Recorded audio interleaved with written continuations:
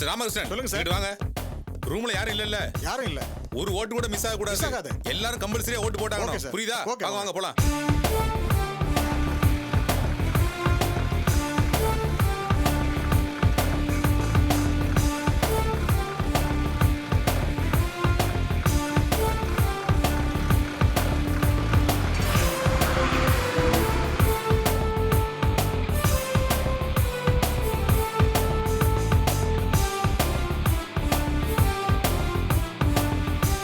பரவாயில்லையே, அசோசியேஷன்ல நல்ல பசங்க தான் ஏற்பாடு பண்ணிருக்காங்க.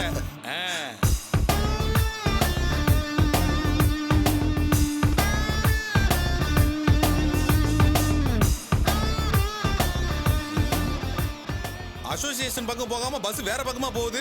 சார் வண்டி கரெக்டான ரூட்ல தான் போய்கிட்டு இருக்கு. கொஞ்ச நேரத்துக்கு பேசாம உட்காருங்க. எனக்கு ரூட் தெரியும்பா.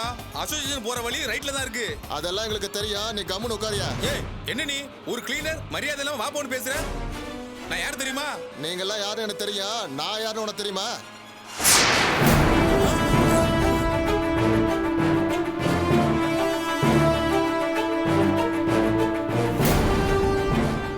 ஓட்டெடுப்பு டைம் முடிகிற வரைக்கும் அமைதியா இருக்கணும். இல்ல சுற்றுவேன். டைம் முடிஞ்சதும் உங்களை லாட்ஜில் கொண்டு போய் விட்டுருவேன்.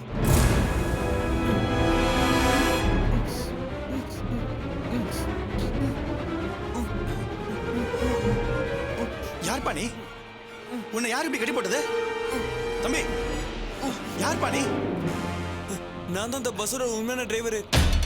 என்னை கை கால் வாயெல்லாம் கட்டி போட்டு பஸ் அவங்க எடுத்துட்டு போறாங்க சார். என்னப்பா சொல்ற? உண்மையதான் சார் சொல்றேன்.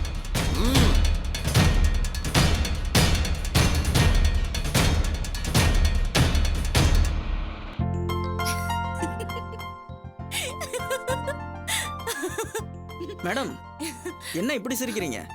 சரி, ஒன்றும் போலீஸ்ல மாட்டிக்கலையே. நாம பாதி ஜெயிச்சிருக்கோம், அவங்க பாதி தோத்துருக்காங்க. அவ்வளோதானே? இதுக்கு என்ன இவ்வளோ சந்தோஷம்? இல்ல சேகர், சில டூப்ளிகேட்னு தெரியறதுக்கு முன்னாடி செரி என்கிட்ட என்ன பேச்சு பேசினாரு தெரியுமா? அவ்வளவு திமிரா பேசினாரு.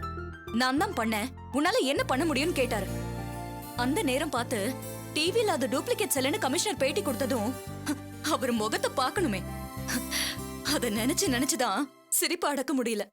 இதுக்கெல்லாம் காரணம் நம்ம போலீஸ்க்கு தகவல் கொடுத்தது தான் மேடம். ஆமா சேகர், நாம 1க்கு 2 தடவை அவங்களுக்கு தகவல் கொடுத்தோம். போலீஸ் இவ்வளவு கேர்லெஸ்ஸா அவங்களை பிடிக்காம விட்டுட்டாங்க.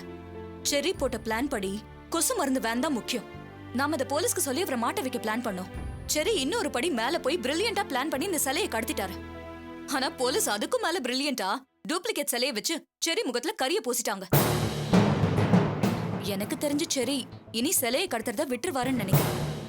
அப்படியா சொல்றீங்க? ஆமா, இனி இந்த விஷயத்துல போலீஸ் ரொம்ப அலர்ட்டா இருப்பாங்க. செரி மறுபடியும் ட்ரை பண்ணா துப்பாக்கி குண்டுக்கு உயிரை விட்டாலோ இல்ல உயிரோட மாட்டிக்கிட்டாலோ வாழ்நாள் பூரா கம்பி எண்ணணும்ல. அது மட்டும் இல்ல, நான் இன்னைக்கு முகத்துக்கு நேரா சொல்லிட்டேன். எப்போ நீங்க கடவுள் சிலை மேல கைய வச்சீங்களோ அதுக்கு எச்சரிக்கை தான் இந்த ஏமாற்றம். மறுபடியும் கைய வச்சீங்கன்னா உங்க கதை முடிஞ்சிடும்னு சொன்னேன். அப்ப அவர் ஆடி போய் நின்னது பார்த்தா இனிமே இந்த விஷயத்துக்கு இதோட முற்றுப்புள்ளி வச்சிருவாருன்னு தான் தோணுது.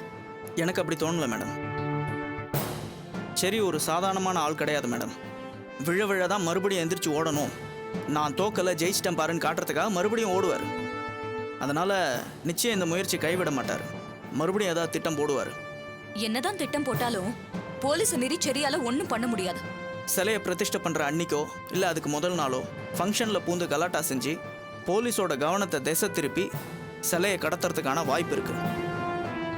அப்படின்னா இப்போ நாம என்னதான் பண்றது? உடனே போலீஸ்க்கு ஃபோன் பண்ணி அவங்களுக்கு இன்ஃபார்ம் பண்ணி அவங்கள உஷார்படுத்தணும். நாம திரும்ப சில விஷயத்துக்காக அவங்களுக்கு ஃபோன் பண்ணா போலீஸ்க்கு நம்ம மேல சந்தேகம் வந்துடாதா? நம்ம ஒன்றும் ஒரே நம்பர்லேருந்து கால் பண்ணலையே. வெவ்வேறு பூத்லேருந்து வெவ்வேறு ஏரியாலேருந்து தானே கால் பண்ணுறோம். போலீஸால நிச்சயமா நம்மளை ட்ரேஸ் அவுட் பண்ணவே முடியாது. வாங்க போலாம்.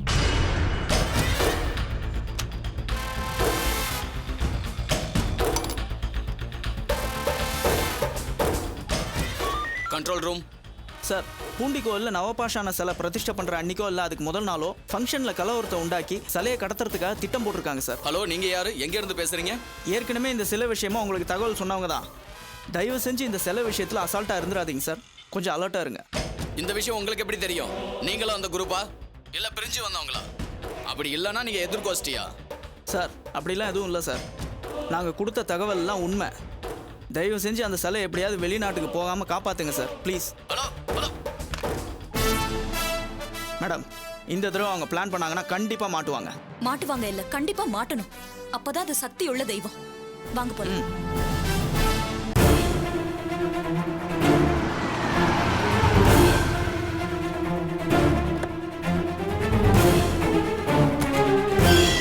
அவன் ஜெயிச்சா அது நான் ஜெயிச்சா மாதிரி, அவன் தோத்தா அது நான் தோத்தா மாதிரி. அதனால இவன் ஜெயிக்கணும். அதுக்கு என்னது இது? நீ இந்த எலெக்ஷன்ல இது யார் ஷூட் பண்ணது? எப்படி டிவில வந்துச்சு? இல்ல நீ கூல் செல்வம், இப்ப எதுக்கு டென்ஷன் ஆகுற? ஜில்லுன்னு ஐஸ் வாட்டர் குடிக்கிறியா? என்ன நந்தினி நீ என் டென்ஷன் புரியாம பேசிட்டு இருக்க? நானே இந்த போட்டி எலெக்ஷன் பதவி இதெல்லாம் எதுவுமே வேணாம் பேப்பர்ல நியூஸ் கொடுத்தேன். அப்படி ஒதுங்கிறது என்ன? யாரோ இந்த எம்எல்ஏ வந்து மிரட்டி பண்ணதை டிவில ஃபிளாஷ் பண்ணிருக்காங்க. இந்த பிரச்சனை இழுத்து விட்டாங்க. இது பார்த்து இந்த எம்எல்ஏ சும்மாவா இருப்பா? பிரச்சனை ஜாஸ்தி தான் போகுது. யார் இது செஞ்சிருப்பாங்கன்னு ஒன்றும் புரியல. ச்சே. பயப்படாத செல்வம், எம்எல்ஏ உன்னை மிரட்டினத இப்படி டிவில ஃபிளாஷ் பண்ண சொன்னதே நான் தான். ஃபிளாஷ் பண்ண சொன்னது நீயா? ஆமா. எப்படி இதை செஞ்ச? அன்னைக்கு எம்எல்ஏ உன்னை மிரட்டும் போது வாசு உன் கூட இருந்தார்ல, அப்போ உங்க யாருக்குமே தெரியாம வாசு தன்னோட மொபைல் கேமரால இருந்து அதை எல்லாத்தையும் ஷூட் பண்ணிட்டாரு.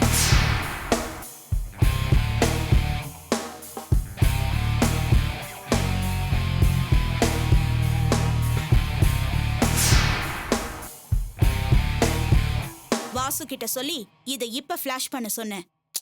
என்ன நினைச்சிட்டு இருக்க நீ உன் மனசுல? உன்னை தலைவராக்கணும், இன்னும் பெரிய இடத்துக்கு கொண்டு போகணும்னு நினைச்சிட்டு இருக்கேன். இது சரிப்பட்டு வரல. அரசன் அடிக்கடி சொல்லுவா, வாசு வரல உங்களுக்கு ஏதோ பிரச்சனை வரப்போகுது. இப்ப நீ வாசு சேர்ந்து இந்த மாதிரி பண்றது பார்த்தா நான் கூடி சீக்கிரம் நடுத்தெருவு கொண்டு வந்துருவீங்க போல இருக்கு. ஐயோ, இந்த மாதிரி எல்லாம் பேசாத செல்வம். வேற எப்படி பேச சொல்ற நந்தினி? ஏற்கனவே இந்த எம்எல்ஏ வந்து மிரட்டி போனதுனால அர்ச்சனா ரொம்ப பயந்து இருக்கா. இந்த அழகுல அவன் மிரட்டி போனதை நீ டிவில வேற ஃபிளாஷ் பண்ணிருக்க. இதுக்கப்புறம் அவன் என்னெல்லாம் செய்ய போறானோ? டென்ஷன் ஆகாம தயவு செஞ்சு நான் சொல்றத கொஞ்சம் கேக்குறியா? எம்எல்ஏ மிரட்டிட்டு போனதுக்கு அப்புறம் வாசு வந்து விஷயத்த சொல்லி தான் ஷூட் பண்ணதை கொடுத்தப்பவே நான் இதை டிவில ஃபிளாஷ் பண்ணிருப்பேன். ஆனா அப்ப அது ஒரு சென்சேஷனா தான் இருந்திருக்கும். போலிங் அப்ப ஃபிளாஷ் பண்ணாதான் அந்த சென்சேஷன் ஓட்டா மாதிரி நீ ஜெயிக்க முடியும். நீ ஜெயிக்கணுங்கிறதுக்காக தான் இப்படி ஒரு ஏற்பாட்டை பண்ண. நீ பேப்பர்ல விட்ட அறிக்கை கூட எம்எல்ஏ மிரட்டலுக்கு பயந்து தான் கொடுத்திருப்பேன்னு அசோசியேஷன் மெம்பர்ஸும் புரிஞ்சுக்கிட்டு இருந்திருப்பாங்க. அதனால உனக்கு தான் ஓட்டு போடுவாங்க, ஓட்டு போட்டுக்கிட்டும் இருக்காங்க. நான் பூத்துல இருக்கிற வாசு கிட்ட அப்பப்ப போன் பண்ணி விசாரிச்சுக்கிட்டு தான் இருக்கேன். நாம இப்ப ஜெயிக்க போறோம் செல்வம். சூழ்நிலை நமக்கு சாதகமா மாறிடுச்சு.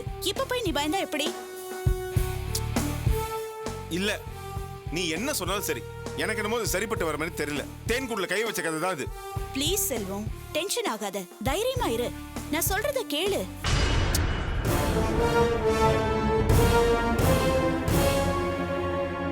மேடம், வாங்க வாசு, என்னாச்சு? போலிங்ல நல்லா போயிட்டு இருக்குல்ல, நாம தானே ஜெயிக்க போறோம். ஐயோ மேடம், அதுல தான் சிக்கலே இருக்கு.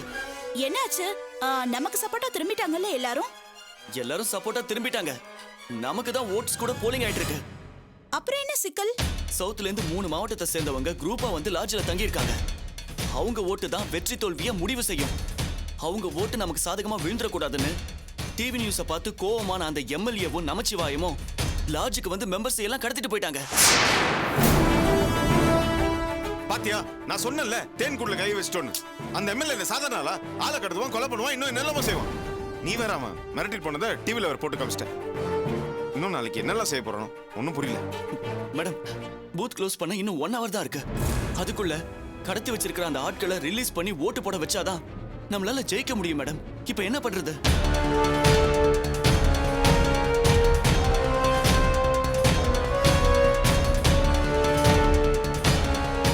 அண்ணே, சாதிச்சிட்டீங்க அண்ணே. இந்த நியூஸ் டிவியில் ஃப்ளாஷ் ஆகிட்டு இருக்கும்போதே கரெக்டாக ஸ்கெட்ச் போட்டு சவுத் சைடு ஆளுங்களை தூக்கிட்டீங்களே. சாதாரண ஆளுகிட்ட மோதுற மாதிரி ஒரு அரசியல்வாதி, அதுவும் எம்எல்ஏ என்கிட்ட மோதனா விட்டுருவேனா? என் பலம் என்னன்னு காட்ட வேணாம் அவனுக்கு.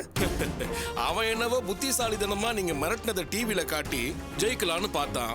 ஆனா பதிலுக்கு மீதி இருக்கிற எல்லா ஆட்களையும் தூக்கி நம்ம யாருன்னு ப்ரூஃப் பண்ணிட்டோம்ல. துறைக்கு போனை போட்டு பூத்துல என்ன நிலவரம்னு கேளு. சரி மாமா, கேட்கிறேன்.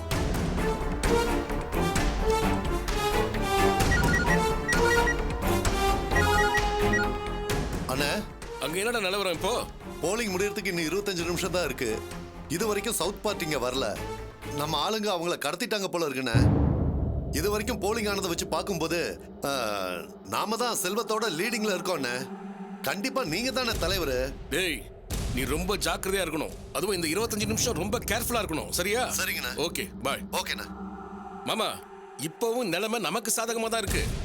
கடத்தப்பட்ட விஷயம் வெளியே லீக் அவுட் ஆகி அவங்கள மீட்டு கொண்டு வந்து ஓட்டு போட வைக்கிறதுக்கு 25 நிமிஷம் பத்தாது மாமா. போலிங் டைம் முடிஞ்சு போயிடும். அண்ணன் கரெக்டா தான் பிளான் பண்ணி பண்ணியிருக்காரு.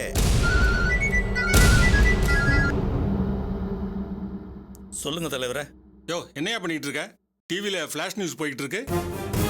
என்னையா வீடு புந்து மிரட்டி இருக்க?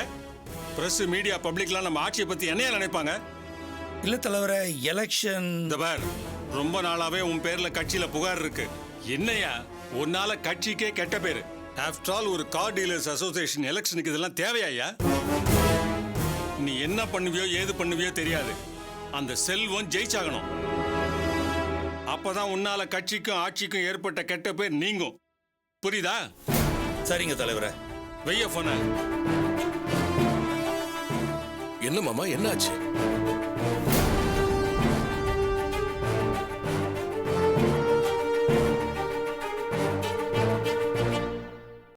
எல்லா கேண்டிடேட்ஸையும் நாம தான் பார்த்து ஜாக்கிரதையா சரி. கூட்டிட்டோம். என்னாச்சு, எல்லாருமே ஓட்டு போட்டாங்களா? இல்ல செல்வம், லாட்ஜில் தங்கியிருந்த சவுத் சைட் பார்ட்டிஸ் இன்னும் யாரும் வரல. இன்னும் எவ்வளவு நேரத்துக்கு ஓட்டு போடலாம்? இன்னும் 20 நிமிஷம் தான் இருக்கும். 20 மினிட்ஸா? ஆமா. கடத்திட்டு போன ஆளுங்க எப்படி அதுக்குள்ள வருவாங்க? எனக்கு ஒண்ணுமே புரியலையே. இந்த நந்தினி எலெக்ஷன்ல நிக்க வச்சதுல மானம் மரியாதை எல்லாம் போகுது. என்ன பண்றதுன்னு ஒன்றும் புரியல. ச்சே.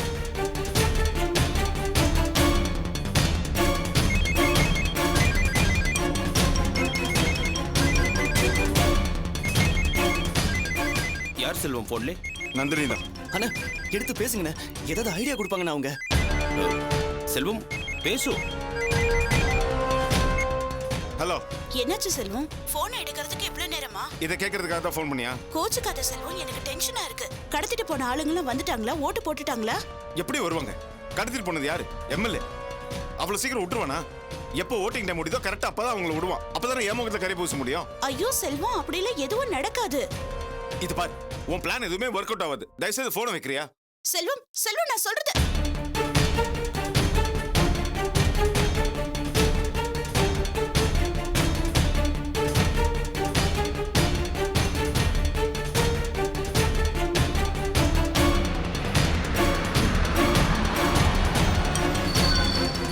அண்ணா ஆளுங்களை கடத்திட்டு போன பஸ் வந்துருச்சு. எல்லாரும் வந்துட்டாங்க. கவலைப்படாதீங்க செல்வம், நாங்க வந்துட்டோம். உங்களை கடத்திட்டு போனதா? ஆமா, கடத்திட்டு போனாங்க. அவங்களுக்கு திடீர்னு ஒரு ஃபோன் வந்துச்சு, உடனே எங்களை விட்டுட்டாங்க. ஓகே, டைம் ஆச்சு. ஓட் போட டைம் ஆச்சு.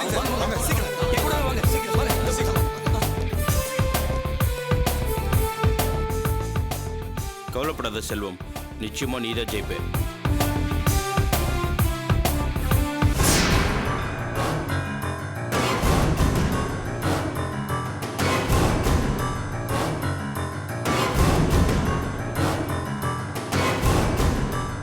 பாதுகாப்பு ஏற்பாடுலாம் சரியா பண்ணிருக்கீங்களா? அதெல்லாம் பக்காவா இருக்கு சார். ஓகே. கோயில் முன்வாசல்ல நல்லா சோதனை பண்ணிட்டு தான் பக்தர்களை உள்ள அனுப்புறாங்க sir. Okay.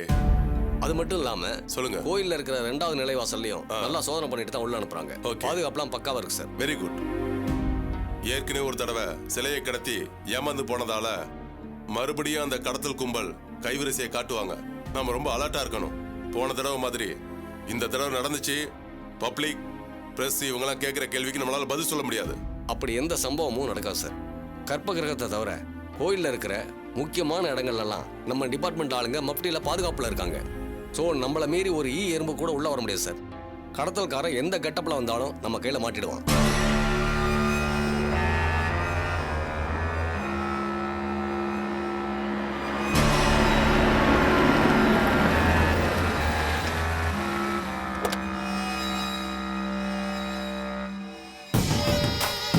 Hey dude, no chance. இந்த கெட்டப்ல உன்னை யாராலையும் கண்டுபிடிக்கவே முடியாது. நல்லபடியா உள்ள போய் வேலையை முடிச்சிட்டு வா, நான் இங்கேயே வெயிட் பண்றேன். Hey listen, இதுல நம்ம டைமிங் தான் முக்கியம். நான் சிலையோட வந்துடுறேன். You be careful. All the best.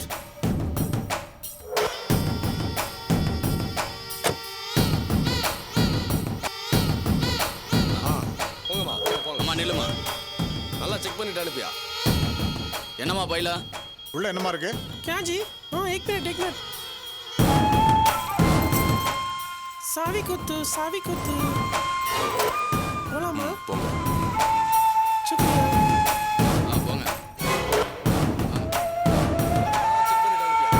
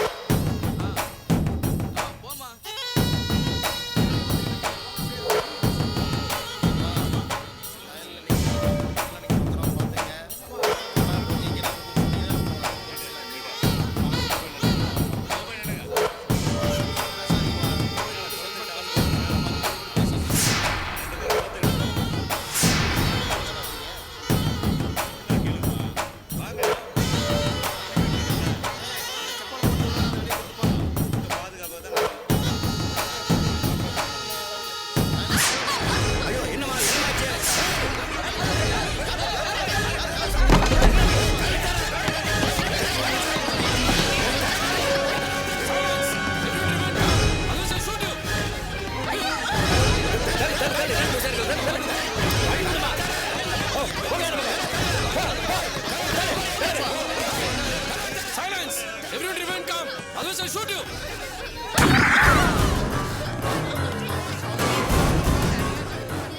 என்னையாச்சு sir யாரோ ஒரு அம்மா இந்த அம்மாவை பிடிச்சி தள்ளிட்டு உள்ள போய் கதவு சாத்திடுச்சு சார். கதவு தர. நான் போலீஸ் அதிகாரி பேசுறேன். ஒழுங்கா கதவு தர. எந்த அதிகாரியா இருந்தாலும் பரவாயில்ல. எனக்கு அதை பத்தி கவலை இல்ல. நான் இந்த கோயில்ல இருக்கிற நவபாசன சிலையை திருட வந்திருக்கேன். நான் இந்த சிலையை திருடிட்டு போற வரைக்கும் எனக்கு இந்த கோயிலுக்குள்ள எந்த ஆபத்தோ இல்ல எந்த பிரச்சனையுமே வரக்கூடாது.